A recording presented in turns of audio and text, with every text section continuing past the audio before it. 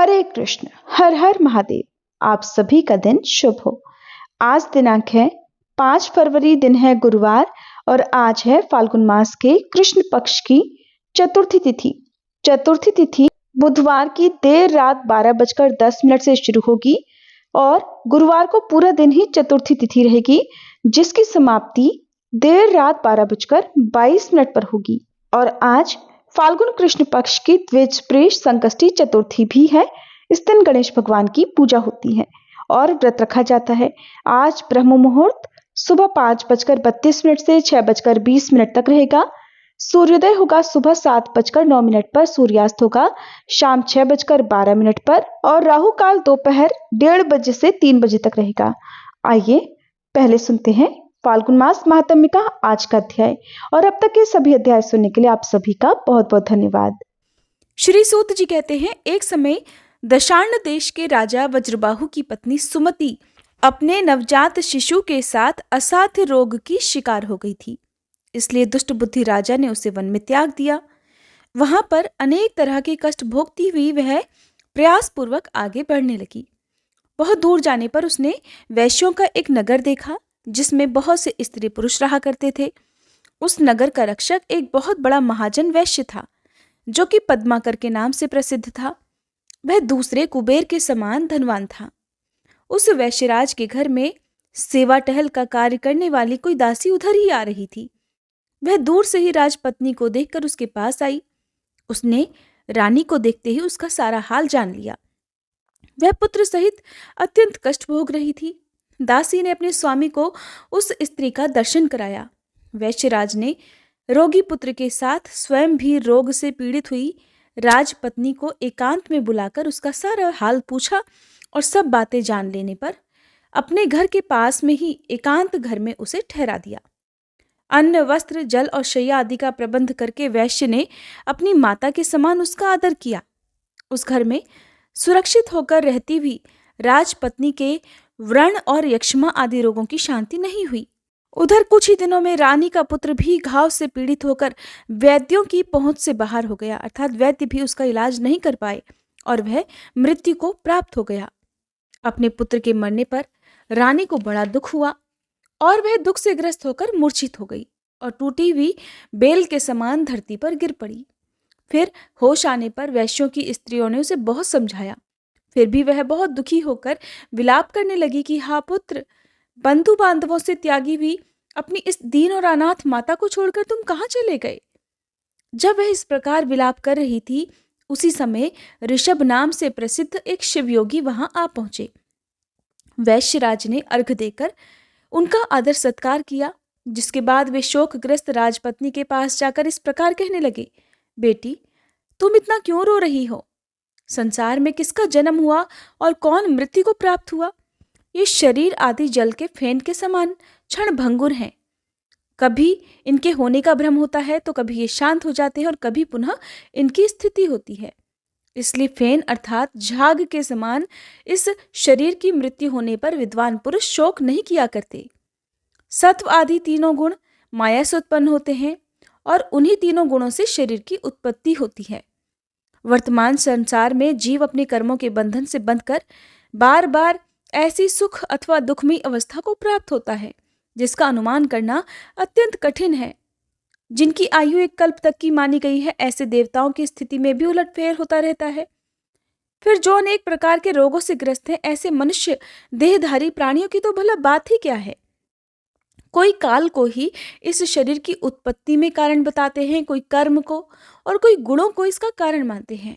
वस्तुतः काल, कर्म और गुण तीनों से ही शरीर का आधान हुआ है। इसलिए अगर तुम जन्म, बुढ़ापा और मृत्यु को जीतना चाहती हो तो मृत्यु को जीतने वाले सबके ईश्वर भगवान उमापति की शरण में जाओ। तभी तक मृत्यु का घोर भय है और जन्म तथा मृत्यु जरावस्था का भय है। जब तक कि जीव भगवान शिव के चरण कमलों की शरण में नहीं जाता, अत्यंत भयंकर संसार में तरह तरह के दुखों का अनुभव करके मनुष्य का मन जब उसकी ओर से विरक्त हो जाता है, उस समय उसे भगवान महेश्वर का ध्यान करना चाहिए। जो मन से भगवान शिव के ध्यान रूपी रसामृत का पान करता है, उस पुरुष को फिर संसार की विषय रूपी मदिरा को पीने की तृष्णा नहीं होती। इस प्रकार शिव योगी ने अनुनय पूर्वक जब रानी को समझाया, तब उसने उन्हीं को गुरु मानकर उनके चरण कमलों में प्रणाम करके कहा कि हे भगवान, जिसका इकलौता पुत्र मर गया हो, जिसे प्रिय बंधुओं ने त्याग दिया हो और जो महान रोग से अत्यंत पीड़ित रहती हो, ऐसी मुझ अभागिनी के लिए मृत्यु के सिवा भला दूसरी कौन गति है। इसलिए मैं इस शिशु के साथ ही प्राण त्याग देना चाहती हूँ। मृत्यु के समय जो आपका दर्शन हो गया, मैं इतने से ही कृतार्थ हूँ। रानी की ये बात सुनकर दयानिधान शिव योगी मरे हुए बालक के पास आए और शिव मंत्र से अभिमंत्रित भस्म लेकर उसके मुंह में डाल दिया। विभूति के पड़ते ही वह मरा हुआ बालक प्राण युक्त हो गया, अर्थात उसके मृत शरीर में चेतना आ गई।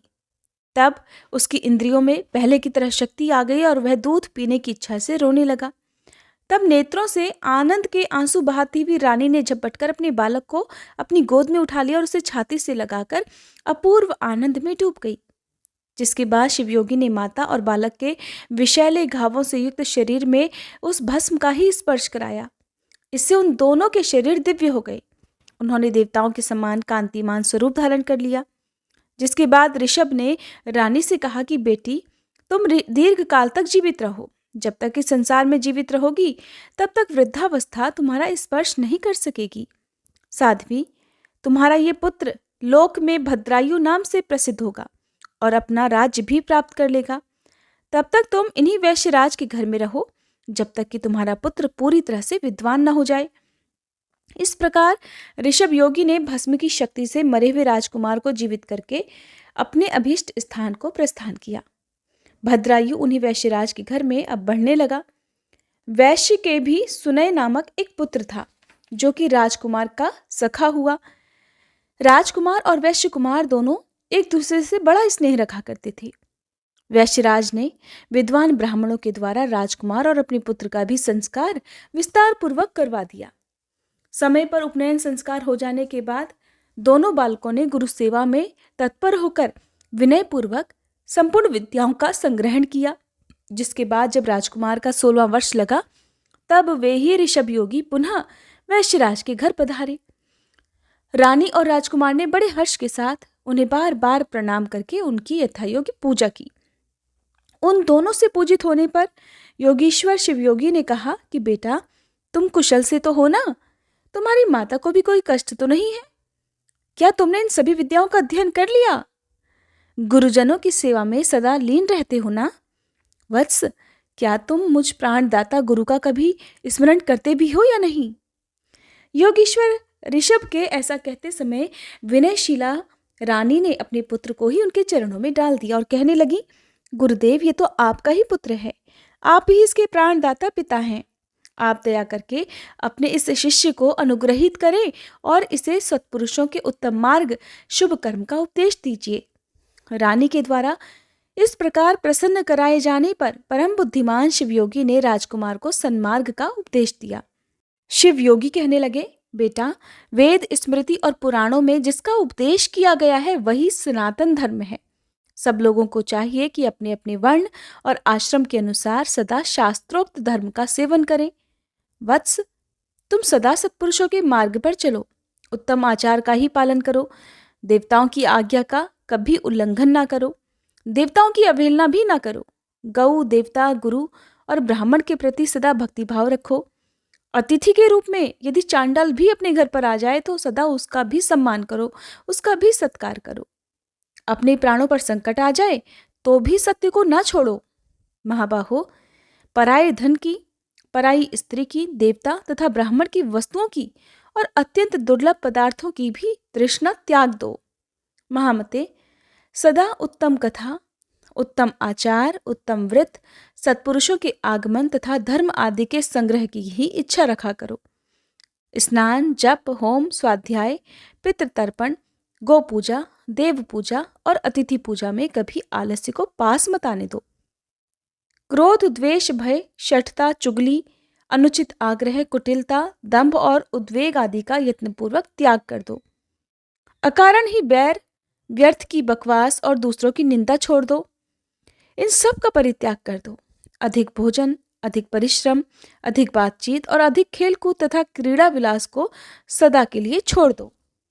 ब्रह्म मुहूर्त में उठकर भलीभांति आचमन करके तुम पहले अपने गुरुजी को प्रणाम करो। उसके बाद उमापति भगवान शिव का ध्यान करके लक्ष्मीपति नारायण, ब्रह्मा, श्री गणेश, स्कंद, कात्यायनी देवी, महालक्ष्मी, सरस्वती, इंद्र आदि लोकपाल तथा पवित्र यश वाले महर्षियों का चिंतन किया करो। उसके बाद उदय काल में सदा भगवान सूर्य को प्रणाम करो। गंध, पुष्प, तांबूल, शाक और पके फल आदि भक्ष्य भोज्य प्रिय और नूतन पदार्थ पहले भगवान शिव को अर्पित करके फिर प्रसाद रूप से उसका उपभोग करो। जो कुछ भी दान, सत्कर्म, जप, स्नान, होम, चिंतन तथा तप तुम्हारे द्वारा किया जाए वह सब भगवान शिव को समर्पित कर दो। खाते पीते, बात करते, सोते, घूमते, देखते, सुनते, बोलते और ग्रहण करते समय सदा भगवान शिव का ही ध्यान करो। प्रतिदिन मंत्रराज पंचाक्षर का जप और ध्यान करते हुए अर्थात ओम नमः शिवाय मंत्र का जाप करते हुए सदा भगवान शिव के चरणों में अपने मन को रमाते रहो।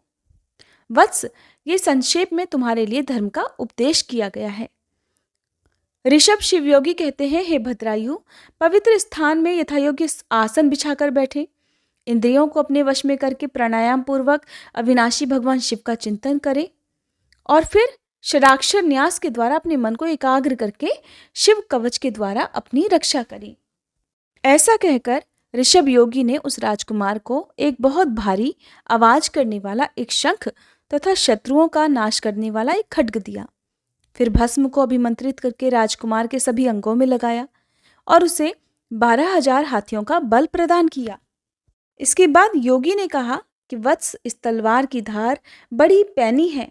तुम जिसको एक बार इसे दिखा दोगे उस शत्रु की तत्काल ही मृत्यु हो जाएगी तथा तुम्हारे जो भी शत्रु इस शंख की आवाज सुनेंगे वे मूर्छित होकर गिर जाएंगे, अचेत होकर हथियार डाल देंगे। ये खड्ग और शंख दोनों ही दिव्य हैं। इनके प्रभाव से और भगवान शिव के कवच की महिमा से 12,000 हाथियों के समान महान बल से तथा भस्म धारण जनित शक्ति से तुम शत्रु सेना पर अवश्य ही विजय प्राप्त करोगे। पिता के सिंहासन को पाकर इस पृथ्वी की रक्षा करोगे। इस प्रकार माता सहित भद्रायु को भली भांति उपदेश करके उन दोनों से पूजित होकर योगी बाबा इच्छानुसार चले गए। इधर मगध देश के राजा ने राजा वज्रबाहु को युद्ध में हराकर उनकी राजधानी को नष्ट भ्रष्ट कर डाला। उनकी स्त्रियों और गोधन आदि को हर लिया और वज्रबाहु को भी बलपूर्वक बांधकर रथ पर बिठाकर वे शत्रु लोग अपने नगर को ले गए। इस प्रकार राष्ट्र के विनाश का भयंकर कोलाहल होने पर बलवान राजकुमार भद्रायु ने भी ये समाचार सुना कि शत्रुओं ने मेरे पिता को बांध लिया, मेरी माताओं को भी हर लिया और दशार्ण देश का राज्य भी नष्ट कर दिया है। ये सुनकर राजकुमार भद्रायु सिंह की भांति गर्जना करने लगा। फिर उसने शंख और खड्ग ले लिए, कवच पहना और घोड़े पर सवार होकर वह शत्रुओं को जीतने की इच्छा से बड़े वेग से उस स्थान पर आया जहां मगध सेना भरी हुई थी। राजकुमार शीघ्र ही शत्रुओं की सेना में घुस गया और धनुष को कान तक खींचकर बाणों की वर्षा करने लगा। राजपुत्र के बाणों की मार खाकर शत्रु भी उस पर टूट पड़े और बड़ी तेजी से भयंकर बाणों द्वारा उसे घायल करने लगे। युद्ध के लिए उन्मत्त शत्रुओं के अस्त्र शस्त्रों की वर्षा से घायल होकर भी धीर वीर राजकुमार रणभूमि में जरा भी विचलित नहीं हुआ। वह शिव कवच से पूरी तरह सुरक्षित था। मगध सैनिकों की अस्त्र वर्षा का सामना करते हुए ही वीरवर भद्रायु ने शत्रु सेना में प्रवेश करके बहुत से रथों, हाथियों और पैदल सैनिकों को बड़ी जल्दी ही मार गिराया। रणभूमि में ही एक रथी को सारथी सहित मारकर राजकुमार ने उसके रथ पर अधिकार कर लिया और अपने मित्र वैश्य कुमार को सारथी बनाकर अब युद्ध के मैदान में घूमना प्रारंभ कर दिया। ऐसा लगता था मानो हिरणों के झुंड में कोई शेर घूम रहा हो। तब शत्रु सेना के सभी बलवान सेनापति अपना धनुष उठाए क्रोध में भरकर केवल उसी की ओर दौड़ पड़े। ये देखकर राजकुमार भद्रायु उन आक्रमणकारियों के सामने अपना भयंकर खड्ग उठाए उन्हें अपना पराक्रम दिखलाने के लिए आगे बढ़ा। चमकती हुई विकराल तलवार को देखते ही सब सेनापति सहसा उसके प्रभाव से प्रतिहत होकर प्राणों से हाथ धो बैठे। उस रणभूमि में जो जो सैनिक उस चमचमाती हुई तलवार को देख लेते उन सब की तुरंत ही मृत्यु हो जाया करती। उसके बाद भद्रायु ने शत्रुओं की सभी सेना का नाश करने के लिए अतिशय गर्जना करने वाले उस महाशंख को बजाया। उस शंख ध्वनि की सुनते ही सब शत्रु मूर्छित होकर धरती पर गिर पड़े। अचेत होकर धरती पर पड़े हुए शस्त्रहीन सैनिकों को मरा हुआ मानकर धर्मशास्त्र के ज्ञाता राजकुमार ने उनका वध नहीं किया। अपने बंधे हुए पिता को बंधन मुक्त करके शत्रुओं के वश में पड़ी हुई अपनी माताओं को भी राजकुमार ने छुड़ा लिया। इसी प्रकार मुख्य मंत्रियों और अन्य पुरवासियों की स्त्रियों, बालकों और कन्याओं को गोधन आदि सहित शत्रुओं के भय से मुक्त करके उन सभी को धीरज बंधाया। जिसके बाद राजकुमार ने नगर के राजा, मंत्री तथा मुख्य अधिकारियों और सेनापतियों को कैद करके बलपूर्वक अपनी पुरी में प्रवेश कराया। पहले युद्ध में जो लोग चारों दिशाओं में भाग गए थे, वे सभी अब विश्वस्त होकर अपने राज्य में लौट आए और राजकुमार का पराक्रम देखकर सबके मन में बड़ा विस्मय हुआ। सब लोग सोचने लगे कि अहो, यह कोई योग सिद्ध अथवा तपस्सिद्ध पुरुष है या फिर कोई देवता है, क्योंकि इसने जो महान कर्म किया है वह मनुष्य की शक्ति से तो बाहर है। इस अनंत शक्तिधारी वीर ने तो 9 अक्षौहिणी सेना को परास्त कर दिया है। इसी समय भद्रायु के पिता राजा वज्रबाहु विस्मय और आह्लाद में डूबे हुए नेत्रों से आनंद के आंसू बहाते हुए उसके सामने आए। राजकुमार ने प्रेम से विवल होकर अपने पिता को प्रणाम किया। तब राजा ने पूछा, महामते, तुम कौन हो? देवता हो या मनुष्य? अथवा कोई गंधर्व तो नहीं हो? तुम्हारे माता पिता कौन हैं? तुमने हमें और हमारी स्त्रियों को किस कारण से शत्रुओं के बंधन से छुड़ाया है? तुम्हारा नाम क्या है? तुम्हारा देश कौन सा है? तुम्हारे इस ऋण से बंधु बांधवों समेत मैं 1000 जन्मों में भी मुक्त नहीं हो सकता। इन पुत्रों, इन पत्नियों तथा इस राज्य और नगर को छोड़कर मेरा मन तो तुम्ही में प्रेम पूर्वक बंधा हुआ है। तब भद्रायु ने कहा, राजन, ये मेरा सखा वैश्य पुत्र है, इसका नाम सुनय है। मैं इसी के सुंदर घर में अपनी माता के साथ रहता हूँ। मेरा नाम भद्रायु है और मैं अपना वृतांत आपको बाद में बताऊंगा। इस समय आप स्त्रियों और मित्रजनों के साथ नगर में प्रवेश कीजिए और शत्रुओं का भय छोड़कर सुख से रहिए। जब तक मैं पुनः लौटकर ना आऊं, तब तक इन शत्रुओं को मत छोड़िएगा। ऐसा कहकर राजकुमार भद्रायु राजा की आज्ञा से अपने घर को आया और वहां आकर उसने अपनी माता से सब समाचार कह सुनाया। रानी ने प्रसन्न होकर अपने पुत्र को हृदय से लगा लिया और वैश्यराज ने भी प्रेम से राजकुमार का आलिंगन करके उसका विशेष सत्कार किया। इधर महाराज वज्रबाहु स्त्री, पुत्र और मंत्रियों के साथ अपने राजमहल में प्रवेश करके बड़े प्रसन्न हुए। वह रात बीतने पर योगियों में श्रेष्ठ ऋषभ महारानी सीमंतनी के पति राजा चंद्रागत के पास गए और भद्रायु की उत्पत्ति तथा उसके अलौकिक पराक्रम का वर्णन करके एकांत में प्रेम पूर्वक बोले, राजन, तुम अपनी पुत्री कीर्ति मालिनी का विवाह राजकुमार भद्रायु के साथ कर दो। इस प्रकार निषद राज को समझाकर योगी ऋषभ वहां से चले गए। इसके बाद राजा चंद्रागत ने वैवाहिक मंगल के लिए उपयुक्त शुभ मुहूर्त में भद्रायु को बुलाया और अपनी कीर्ति मालिनी नामक पुत्री उसके साथ ब्याह दी। भद्रायु के पिता राजा वज्रबाहु को भी बुलाकर निषद राज ने मंत्रियों सहित उसकी अगवानी की और नगर में आने पर उन सभी का यथावत सत्कार किया। वज्रबाहु ने देखा, शत्रुओं का नाश करने वाला भद्रायु विवाह करके मेरे चरणों में प्रणाम कर रहा है। तब उन्होंने बड़े प्रेम और हर्ष से उठाकर उसे अपने हृदय से लगा लिया और निषद राज से कहा, चंद्रागत जी, आपका ये दामाद बड़ा बलवान है। मैं इसके वंश और जन्म का यथार्थ परिचय सुनना चाहता हूँ। उनके इस प्रकार पूछने पर निषद राज ने उनसे एकांत में मिलकर हंसते हुए कहा, महाराज, ये तो आपका ही पुत्र है। बाल्यावस्था में जब यह रोग से पीड़ित था और इसकी माता भी रोग से व्याकुल रहती थी, तब आपने माता सहित इस बालक को वन में त्याग दिया था। बालक के साथ वन में घूमती हुई वह असहाय नारी दैवयोग से एक वैश्य के घर में जा पहुंची। वैश्य ने वहां उसकी रक्षा की। फिर आपका ये बालक रोग से अत्यंत पीड़ित होकर मर गया, किंतु किसी योगीराज ने आकर इसे पुनः जीवित कर दिया। योगीराज का नाम ऋषभ है। शिव योगी ऋषभ के ही प्रभाव से ये माँ बेटे देवताओं के समान दिव्य रूप को प्राप्त हुए हैं। उन्हीं के दिए हुए शत्रुनाशक खड्ग और शंख के द्वारा शिव कवच से सुरक्षित होकर भद्रायु ने युद्ध में शत्रुओं पर विजय पाई है। ये अकेले ही 12,000 हाथियों का बल धारण करते हैं। ये सभी विद्याओं में पारंगत हैं और अब मेरे दामाद भी हो गए हैं। अतः आप इन्हें और इनकी पतिव्रता माता को साथ लेकर अपने नगर को जाइए। इससे आप उत्तम कल्याण के भागी होंगे। ये सब बातें बताकर राजा चंद्रांगद अपने रनिवास में ठहरी हुई राजा की ज्येष्ठ पत्नी को वहां ले आए। वे वस्त्र आभूषणों से विभूषित थीं। उन्होंने वज्रबाहु को रानी से मिलाया। ये सब वृतांत सुनकर और देखकर राजा वज्रबाहु बहुत लज्जित हुए और मूर्खतावश उनके द्वारा जो अनुचित कर्म हो गया था उसकी वे खुद ही निंदा करने लगे।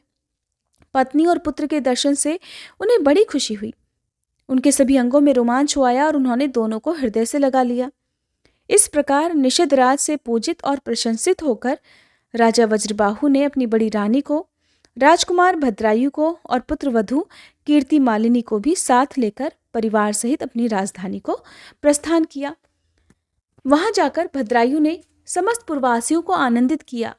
समय आने पर उसके पिता जब स्वर्गवासी हो गए तब युवावस्था में अद्भुत पराक्रमी भद्रायु ने ही संपूर्ण पृथ्वी पर शासन किया और ब्रह्मर्षियों के समीप मगधराज हेमरथ से मित्रता जोड़कर उन्हें अपने बंधन से मुक्त कर दिया। इस प्रकार फाल्गुन मास महात्म्य का आज का अध्याय समाप्त हुआ।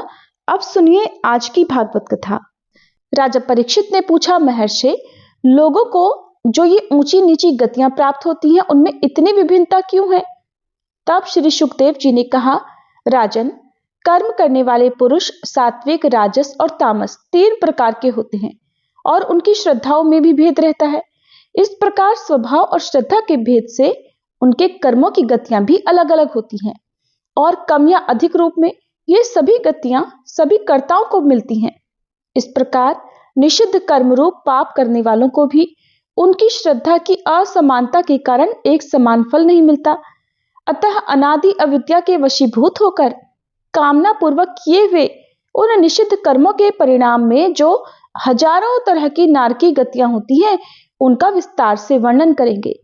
राजा परीक्षित ने पूछा, भगवान, आप जिनका वर्णन करना चाहते हैं वे नरक इस पृथ्वी के कोई देश विशेष हैं या फिर त्रिलोकी से बाहर या इसी के भीतर किसी जगह है? श्री सुखदेव जी ने कहा, राजन, वे त्रिलोकी के भीतर ही हैं तथा दक्षिण की ओर पृथ्वी से नीचे जल के ऊपर स्थित हैं। इसी दिशा में अग्निश्वात आदि पितृगण रहते हैं। वे अत्यंत एकाग्रता पूर्वक अपने वंशधरों के लिए मंगल कामना किया करते हैं। उस नरक लोक में सूर्य के पुत्र पितृराज भगवान यम अपने सेवकों के सहित रहते हैं तथा भगवान की आज्ञा का उल्लंघन न करते हुए अपने दूतों द्वारा वहां लाए हुए मृत प्राणियों को उनके दुष्कर्मों के अनुसार पाप का फल दंड देते रहते हैं।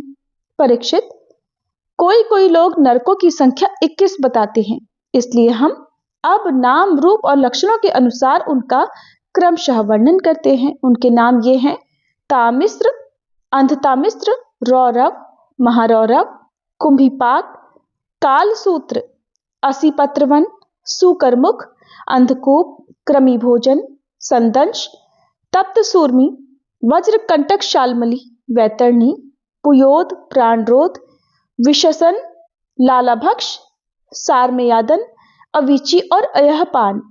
इनके अलावा शारकर्दम, रक्षोगण भोजन, शूलप्रोत, दंतशोक, अवट निरोधन, पर्यावर्तन और सूचीमुख, ये 7 और मिलाकर कुल 28 नरक तरह तरह की यातनाओं को भोगने के स्थान हैं।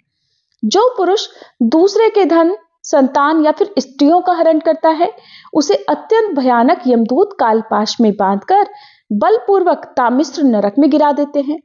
उस अंधकारमय नरक में उसे अन्न जल ना देना, डंडे लगाना और भय दिखलाना आदि अनेक प्रकार के उपायों से पीड़ित किया जाता है। इससे अत्यंत दुखी होकर वह एकाएक मूर्छित हो जाता है। इसी प्रकार जो पुरुष किसी दूसरे को धोखा देकर उसकी पत्नी आदि को भोगता है वह अंधता मिश्र नरक में पड़ता है। वहां की यातनाओं में पड़कर वह जड़ से कटे हुए वृक्ष के समान वेदना के मारे सारी सुध-बुध खो बैठता है और उसे कुछ भी नहीं सूझ पड़ता। इसी से इस नरक को अंधता मिश्र कहते हैं।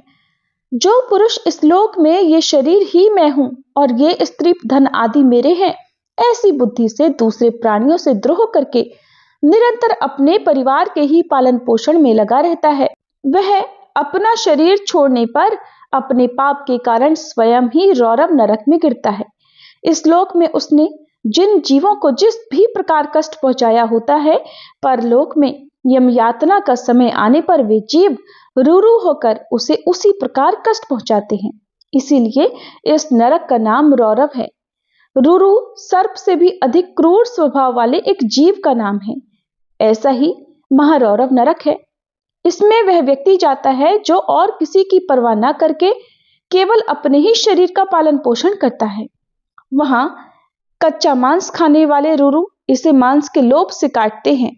जो क्रूर मनुष्य इस लोक में अपना पेट पालने के लिए जीवित पशु या पक्षियों को रांधता है, उस हृदयहीन राक्षसों से भी गए बीते पुरुष को यमदूत कुंभीपाक नरक में ले जाकर खौलते हुए तेल में रांधते हैं। जो मनुष्य इस लोक में माता पिता, ब्राह्मण और वेद से विरोध करता है, उसे यमदूत कालसूत्र नरक में ले जाते हैं। इसका घेरा 10,000 योजन है। इसकी भूमि तांबे की है। इसमें जो तपा हुआ मैदान है वो ऊपर से सूर्य और नीचे से अग्नि के दाह से जलता ही रहता है। वहां पहुंचाया हुआ पापी जीव भूख प्यास से व्याकुल हो जाता है और उसका शरीर बाहर भीतर से जलने लगता है। उसकी बेचैनी यहां तक बढ़ती है कि वो कभी बैठता है, कभी लेटता है, कभी छटपटाने लगता है, कभी खड़ा होता है और कभी इधर उधर दौड़ने लगता है। इस प्रकार उस नर पशु के शरीर में जितने रोम होते हैं उतने ही 1000 वर्ष तक उसकी यह दुर्गति होती रहती है। जो पुरुष किसी प्रकार की आपत्ति न आने पर भी अपने वैदिक मार्ग को छोड़कर अन्य पाखंडपूर्ण धर्मों का आश्रय लेता है, उसे यमदूत असिपत्र वन नरक में ले जाकर कोड़ों से पीटते हैं। जब मार से बचने के लिए वो इधर उधर दौड़ने लगता है, तब उसके सारे अंग तालवन के तलवार के समान पैने पत्तों से, जिनमें दोनों ओर धारें होती हैं, टूक टूक होने लगते हैं। तब वह अत्यंत वेदना से हाय मैं मरा इस प्रकार चिल्लाता हुआ पद पद पर मूर्छित होकर गिरने लगता है। अपने धर्म को छोड़कर पाखंड मार्ग में चलने से उसे इस प्रकार अपने कुकर्म का फल भोगना पड़ता है। इस लोक में जो पुरुष राजा या राज कर्मचारी होकर किसी निरपराध मनुष्य को दंड देता है अथवा ब्राह्मण को शरीर दंड देता है, वह महापापी मरकर सूकर मुख नरक में गिरता है। वहां जब महाबली यमदूत उसके अंगों को कुचलते हैं, तब वह कोल्हू में पेरे जाते हुए गन्नों के समान पीड़ित होकर जिस प्रकार इस लोक में उसके द्वारा सताए हुए निरपराध प्राणी रोते चिल्लाते थे, उसी प्रकार कभी आर्त स्वर से चिल्लाता और कभी मूर्छित हो जाता है। जो पुरुष इस लोक में खटमल आदि जीवों की हिंसा करता है, वह उनसे द्रोह करने के कारण अंधकूप नरक में गिरता है, क्योंकि स्वयं भगवान ने ही रक्तपान आदि उनकी वृत्ति बना दी है और उन्हें उसके कारण दूसरों को कष्ट पहुंचने का ज्ञान भी नहीं है। किंतु मनुष्य की वृत्ति भगवान ने विधि निषेध पूर्वक बनाई है और उसे दूसरों के कष्ट का ज्ञान भी है। वहां पर वे पशु, मृग, पक्षी, सांप आदि रेंगने वाले जंतु, मच्छर, जूं, खटमल और मक्खी आदि जीव जिनसे उसने द्रोह किया था, उसे सब ओर से काटते हैं। इससे उसकी निद्रा और शांति भंग हो जाती है और जगह न मिलने पर भी वह बेचैनी के कारण उस घोर अंधकार में इस तरह भटकता रहता है जैसे रोगग्रस्त शरीर में जीव छटपटाता है। जो मनुष्य इस लोक में बिना पंच महायज्ञ किए हुए तथा जो कुछ मिले उसे बिना किसी दूसरे को दिए स्वयं ही खा लेता है, उसे कौवे के समान कहा गया है। वह परलोक में कृमि भोजन नामक निकृष्ट नरक में पड़ता है। वहां 1,00,000 योजन लंबा चौड़ा एक कीड़ों का कुंड है, उसी में उसे भी कीड़ा बनकर रहना पड़ता है। और जब तक अपने पापों का प्रायश्चित न करने वाले उस पापी के बिना दिए और बिना हवन किए खाने के दोष का अच्छी तरह शोधन नहीं हो जाता, तब तक वह उसी में पड़ा पड़ा कष्ट भोगता रहता है। वहां कीड़े उसे नोचते हैं और वह कीड़ों को खाता है। राजन, इस लोक में जो व्यक्ति चोरी या बरजोरी से ब्राह्मण के अथवा संपत्ति का अभाव न होने पर भी किसी दूसरे पुरुष के सुवर्ण और रत्न आदि का हरण करता है, उसे मरने पर यमदूत संदश नामक नरक में ले जाकर तपाए हुए लोहे के गोलों से दागते हैं और संडासी से उसकी खाल नोचते हैं। इस लोक में यदि कोई पुरुष अगम्या स्त्री के साथ संभोग करता है अथवा कोई स्त्री अगम्य पुरुष से व्यभिचार करती है तो यमदूत उसे तप्त सूर्मी नामक नरक में ले जाकर कोड़ों से पीटते हैं तथा पुरुष को तपाए हुए लोहे की स्त्री मूर्ति से और स्त्री को तपाई हुई पुरुष प्रतिमा से आलिंगन करवाते हैं। जो पुरुष इस लोक में पशु आदि सभी के साथ व्यभिचार करता है उसे मृत्यु के बाद यमदूत वज्र कंटक शालमली नरक में गिरा देते हैं और वज्र के समान कठोर कांटों वाले सेमर के वृक्ष पर चढ़ाकर फिर नीचे की ओर खींचते हैं। जो राजा या राजपुरुष इस लोक में श्रेष्ठ कुल में जन्म पाकर भी धर्म की मर्यादा का उच्छेद करते हैं वे उस मर्यादा अतिक्रमण के कारण मरने पर वैतरणी नदी में पटके जाते हैं। ये नदी नरकों की खाई के समान है। उसमें मलमूत्र, पीप, रक्त, केश, नख, हड्डी, चर्बी, मांस और मज्जा आदि गंदी चीजें भरी हुई हैं। वहां गिरने पर उन्हें इधर से उधर जल के जीव नोचते हैं, किंतु इससे उनका शरीर नहीं छूटता।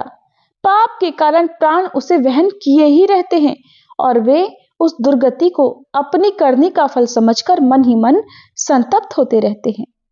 जो लोग शौच और आचार के नियमों का परित्याग करके तथा लज्जा को तिलांजलि देकर इस लोक में शूद्राओं के साथ संबंध गांठकर पशुओं के समान आचरण करते हैं, वे भी मरने के बाद पीप, विष्ठा, मूत्र, कफ और मल से भरे हुए पुयोद नामक समुद्र में गिरकर उन अत्यंत घृणित वस्तुओं को ही खाते हैं। इस लोक में जो ब्राह्मण आदि उच्च वर्ण के लोग कुत्ते या गधे पालते हैं और शिकार आदि में लगे रहते हैं तथा शास्त्र के विपरीत पशुओं का वध करते हैं, मरने के पश्चात वे प्राण रोध नरक में डाले जाते हैं और वहां यमदूत उन्हें लक्ष्य बनाकर बाणों से बींधते हैं।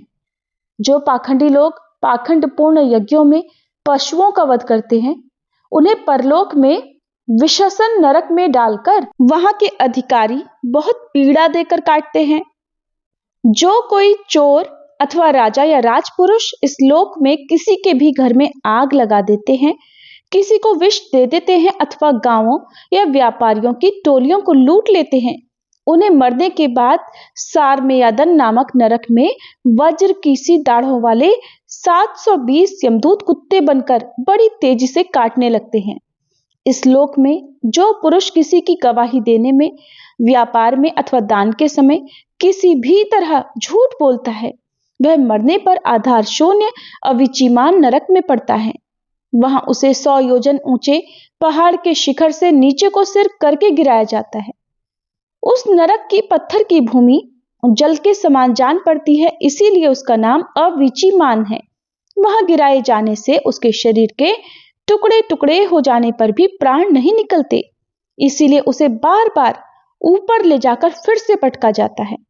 जो ब्राह्मण या ब्राह्मणी अथवा व्रत में स्थित कोई भी प्रमादवश मद्यपान करता है तथा जो क्षत्रिय या वैश्य सोमपान करता है, उन्हें यमदूत अयहपान नाम के नरक में ले जाते हैं और उनकी छाती पर पैर रखकर उनके मुंह में आग से गलाया हुआ लोहा डालते हैं, क्योंकि क्षत्रियों और वैश्यों के लिए शास्त्र में सोमपान का निषेध है। जो पुरुष इस लोक में निम्न श्रेणी का होकर भी अपने को बड़ा मानने के कारण जन्म, तप, विद्या, आचार, वर्ण या आश्रम में अपने से बड़ों का विशेष सत्कार नहीं करता, वह जीता हुआ भी मरे के ही समान है। उसे मरने पर शार कर्दम नाम के नरक में नीचे को सिर करके गिराया जाता है और वहां उसे अनंत पीड़ाएं भोगनी पड़ती हैं। जो पुरुष इस लोक में नरमेध आदि के द्वारा भैरव, यक्ष, राक्षस आदि का यजन करते हैं और जो स्त्रियां पशुओं के समान पुरुषों को खा जाती हैं, उन्हें वे पशुओं की तरह मारे हुए पुरुष यमलोक में राक्षस होकर तरह तरह की यातनाएं देते हैं और रक्षोगण भोजन नामक नरक में कसाईयों के समान कुल्हाड़ी से काट काट कर उसका लहू पीते हैं। इस प्रकार वे मांसभोजी पुरुष इस लोक में उनका मांस भक्षण करके जिस प्रकार से आनंदित होते थे, उसी प्रकार वे भी उनका रक्तपान करते और आनंदित होकर नाचते गाते हैं। इस लोक में जो लोग वन या गांव के निरपराध जीवों को, जो सभी अपने प्राणों को रखना चाहते हैं, तरह तरह के उपायों से फुसलाकर अपने पास बुला लेते हैं और फिर उन्हें कांटे से बेधकर या रस्सी से बांधकर खिलवाड़ करते हुए तरह तरह की पीड़ाएं देते हैं। उन्हें भी मरने के बाद यम यातनाओं के समय शूल प्रोत नामक नरक में शूली से बेधा जाता है। उस समय जब उन्हें भूख प्यास सताती है और कंक बटेर आदि तीखी चोंच वाले नरक के भयानक पक्षी नोचने लगते हैं, तब अपने किए हुए सारे पाप उन्हें याद आ जाते हैं। राजन, इस लोक में जो सर्पों के समान उग्र स्वभाव वाले पुरुष दूसरे जीवों को पीड़ा पहुंचाते हैं, वे मरने पर दंदशूक नाम के नरक में गिरते हैं। वहां 5-5, 7-7 मुंह वाले सर्प उनके समीप आकर उन्हें चूहों की तरह निगल जाते हैं। जो प्राणी यहाँ दूसरे प्राणियों को अंधेरी खत्तियों, कोठों या गुफाओं में डाल देते हैं, उन्हें परलोक में यमदूत वैसे ही स्थानों में डालकर विषैली आग के धुएं में घोंटते हैं। इसलिए इस नरक को अवट निरोधन कहते हैं। जो गृहस्थ अपने घर आए हुए अतिथि अभ्यागतों की ओर बार बार क्रोध में भरकर ऐसी कुटिल दृष्टि से देखता है मानो उन्हें भस्म ही कर देगा, वो भी जब नरक में जाता है तब उस पाप दृष्टि के नेत्रों को गिद्ध, कंक, काक और बटेर आदि वज्र किसी कठोर चोंच वाले पक्षी बलपूर्वक निकाल लेते हैं और इस नरक को पर्यावर्तन कहते हैं। इस लोक में जो व्यक्ति अपने को बड़ा धनवान समझकर अभिमानवश सबको टेढ़ी नजर से देखता है और सभी पर संदेह करता है, धन के व्यय और नाश की चिंता से जिसके हृदय और मुंह सूखे रहते हैं, अतः तनिक भी चैन न मानकर जो यक्ष के समान धन की रक्षा में ही लगा रहता है तथा पैसा पैदा करने, बढ़ाने और बचाने में जो तरह तरह के पाप करता रहता है, वह नराधम मरने पर सूचीमुख नरक में गिरता है। वहां उस अर्ध पिशाच पापात्मा के सारे अंगों को यमराज के दूत दर्जियों के समान सुई धागे से सीते हैं। राजन, यमलोक में इसी प्रकार के सैकड़ों हजारों नरक हैं। उनमें जिनका यहाँ उल्लेख हुआ है और जिनके विषय में कुछ नहीं कहा गया, उन सभी में सब अधर्म परायण जीव अपने अपने कर्मों के अनुसार बारी बारी से जाते हैं। इसी प्रकार धर्मात्मा पुरुष स्वर्ग आदि में जाते हैं और इस तरह नरक और स्वर्ग के भोग से जब इनके अधिकांश पाप और पुण्य क्षीण हो जाते हैं, तब बाकी बचे हुए पुण्य पाप रूप कर्मों को लेकर ये फिर इसी लोक में जन्म लेने के लिए लौट आते हैं। इन धर्म और अधर्म दोनों से विलक्षण जो निवृत्ति मार्ग है, उसका तो पहले ही वर्णन हो चुका है। पुराणों में जिसका 14 भुवन के रूप में वर्णन किया गया है, वह ब्रह्मांड कोश इतना ही है।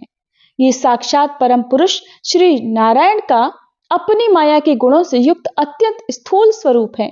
इसका वर्णन मैंने तुम्हें सुना दिया है। परीक्षित, परमात्मा भगवान का उपनिषदों में वर्णित निर्गुण स्वरूप यद्यपि मन बुद्धि की पहुंच के बाहर है, तो भी जो पुरुष इस स्थूल रूप का वर्णन आदर पूर्वक पढ़ता, सुनता या सुनाता है, उसकी बुद्धि श्रद्धा और भक्ति के कारण शुद्ध हो जाती है और वह उस सूक्ष्म रूप का भी अनुभव कर सकता है। यति को चाहिए कि भगवान के स्थूल और सूक्ष्म दोनों प्रकार के रूपों का श्रवण करके पहले स्थूल रूप में चित्त को शुद्ध करे, स्थिर करे और फिर धीरे धीरे वहां से हटाकर उसे सूक्ष्म में लगा दे। हे परीक्षित, मैंने तुमसे पृथ्वी, उसके अंतर्गत द्वीप, वर्ष, नदी, पर्वत, आकाश, समुद्र, पाताल, दिशा, नरक, ज्योतिर्गण और लोकों की स्थिति का वर्णन किया। यही भगवान का अति अद्भुत स्थूल रूप है जो समस्त जीव समुदाय का आश्रय है। हरे कृष्ण। प्रिय श्रोताओं, आज की भागवत कथा में बस इतना ही। इसके आगे का वृतांत आप सभी कल की वीडियो में जरूर सुनिएगा। अब सुनिए श्री राधा चालीसा पाठ, तुलसी चालीसा पाठ और भागवत जी की आरती। श्री राधे वृषभानुजा भक्तनी प्राणाधार, वृंदा विपिन विहारिणी प्रणावो बारंबार। जैसो तैसो रावरो कृष्ण प्रिय सुखधाम, चरण शरण निज दीजिए सुंदर सुखद ललाम। जय वृषभान कुमारी श्री श्यामा, कीर्ति नंदनी शोभा धामा। नित्य विहारिणी श्याम अधर, अमित बोध मंगल दातार। रास विहारिणी रस विस्तारिणी, सहचरी सुभाग यूथ मन भावनी। नित्य किशोरी राधा गौरी, श्याम प्रनाधन अति जिया भोरी। करुणा सागरी हिय उमंगनी, ललिता दिक सखियाँ की संगनी। दिनकर कन्या कुल विहारिणी, कृष्ण प्रण प्रिय ही हुलसवानी। नित्य श्याम तुम्हारो गुण गावे, श्री राधा राधा कही हर्षावहि। मुरली में नित नाम उचारे, तुम कारण लीला वपुधारे। प्रेमा स्वरूपिणी अति सुकुमारी, श्याम प्रिय वृषभानु दुलारी। नवल किशोरी अति छवि लगे धामा, द्युति लघु लाग कोटि रति कामा। गौरांगी शशि निंदक वदना, सुभग चपल अनियारे नैना। जावक युत पद पंकज चरण, नुपुर ध्वनि प्रीतम मन हरिणा। संतता सहचरी सेवा करही, महामोद मंगल मन भरही। रसिकन जीवन प्राण अधारा, राधा नाम सकल सुख सारा। अगम अगोचर नित्य स्वरूपा, ध्यान धरत निशि दिन ब्रज भूपा। उपजे उजासु अंश गुण खानी, कोटिन उमा राम ब्रह्माणी। नित्य धाम गोलोक बिहारिणी, जन रक्षक दुख दोष नसवानी। शिव अज मुनि सनकादिक नारद, पार न पाए शेष अरु शारद। राधा शुभ गुण रूप उजारी, निरखी प्रसन्न होत बनवारी। ब्रज जीवन धन राधा रानी, महिमा अमित न जाए बखानी। प्रीतम संग दिए गलबाही, बिहारता नित वृंदावन माही। राधा कृष्ण कृष्ण कहे राधा, एक रूप दो प्रीति अगाधा। श्री राधा मोहन मन हरिणी, जन सुख प्रदा प्रफुल्लित बदनी। कोटिक रूप धरे नंद नंदा, दर्श करन हित गोकुल चंदा। रास केली कर तुम्हें रिझावे, मान करो जब अति दुख पावे। प्रफुल्लित होठ दर्श जब पावे, विविध भांति नित विनय सुनावे। वृंदारण्य विहारिणी श्यामा, नाम लेत पूरण सब कामा। कोटिन यज्ञ तपस्या करहूँ, विविध नेम व्रत ही में धरहूँ। तऊ न श्याम भक्त ही अहनावे, जब लगी राधा नाम न गावे। वृंदा विपिन स्वामिनी राधा, लीला वपु तब अमित अगाधा। स्वयं कृष्ण पावे नहीं पारा, और तुम्हें को जानन हारा। श्री राधा रस प्रीति अभेदा, सादर गान करत नित वेदा। राधा त्यागी कृष्ण को भजी है, ते सपने हूँ जग जलधि न तरी है। कीर्ति कुमारी हुआरी राधा, सुमिरत सकल मिटहि बहु बाधा। नाम अमंगल मूल न सावन, त्रिविध ताप हरि हरि मन भावन। राधा नाम ले जो कोई, सहज ही दामोदर वश होई। राधा नाम परम सुखदाई, भजतहि कृपा करे यदुराई। यशुमति नंदन पीछे फिर है, जो को राधा नाम सुमिर है। रास विहारिणी श्यामा प्यारी, करहु कृपा बरसाने वारी। वृंदावन है शरण तुम्हारी, जय जय जय वृषभानु दुलारी। श्री राधा सर्वेश्वरी, रसिकेश्वर घनश्याम। करहु निरंतर बास में, श्री वृंदावन धाम। बोलो राधा रानी की जय, श्री कृष्ण भगवान की जय। अब सुनिए श्री तुलसी चालीसा पाठ। जय जय तुलसी भगवती सत्यवती सुखदानी। नमो नमो हरिप्रेसी, श्री वृंदा गुणखानी। श्री हरिशीष विरजनी, देहु अमर वर अम्ब। जनहित है वृंदावनी, अब न करहु विलंब। धन्य धन्य श्री तुलसी माता, महिमा अगम सदा श्रुति गाता। हरि के प्राण हूँ से तुम प्यारी, हर ही हेतु कीन्हो तप भारी। जब प्रसन्न है दर्शन दीन्हो, तब कर जोरी विनय उस कीन्हो। हे भगवंत कंत मम होहु, दीन जानि जनि छाड़हु छोहु। सुनि लक्ष्मी तुलसी की बानी, दीन हो श्राप कध पर आनी। उस अयोग्य वर मांगन हारी, हो विटप तुम जड़ तनुधारी। सुनि तुलसी ही श्रप्यो तेहि ठामा, करहु वास तुहु नीचन धामा।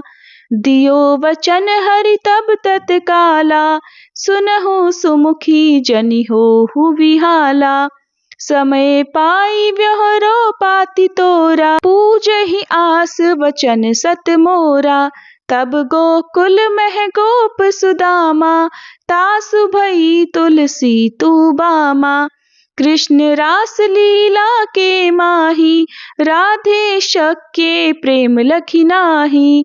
दियो श्राप तुलसी तत्काला, नरलोक ही तुम जन्महु बाला।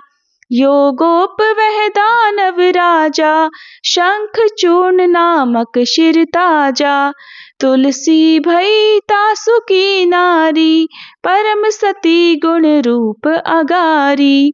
अस द्वै कल्प बीत जब गयऊ, कल्प तृतीय जन्म तब भयऊ।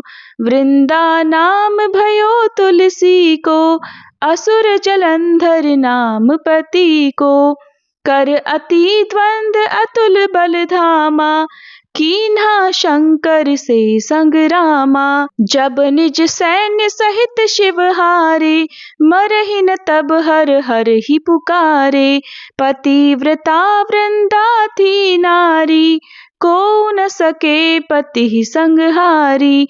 तब जलंधर ही वेश बनाई, वृंदा ढिग हरि पहुँच्यो जाई।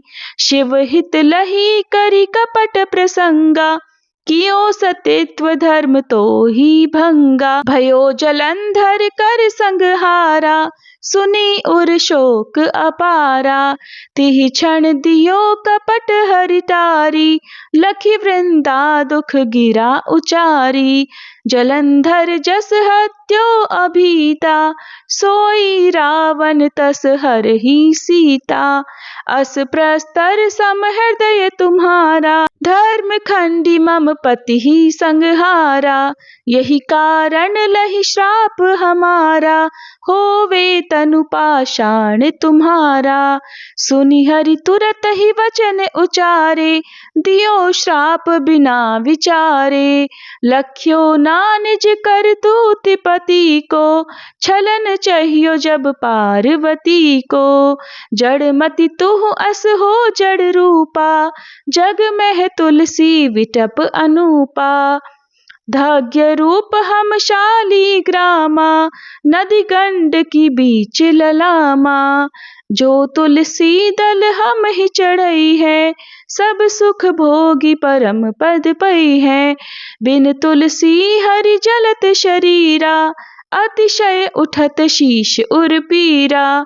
जो तुलसी दल हरि शीर धारत, सो सहस्त्र घट अमृत डारत। तुलसी हरि मन रंजनिहारी, रोग दोष दुख भंजनिहारी। प्रेम सहित हरि भजन निरंतर, तुलसी राधा में नाही अंतर। व्यंजन हो 56 प्रकारा, बिन तुलसी दल ना हरि ही प्यारा। सकल तीरथ तुलसी तरु छाही, लहत मुक्ति जन संशय नाही। कवि सुंदर इक हरि गुण गावत, तुलसी निकट सहस गुण पावत। बसत निकट दुर्वासा धामा, जो प्रयास ते पूर्व ललामा। पाठ करहि जो नित नर नारी, हो ही सुख भाषहि त्रिपुरारी।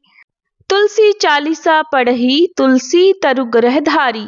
दीप दान करि पुत्र फल, पावही बंध्यो नारी।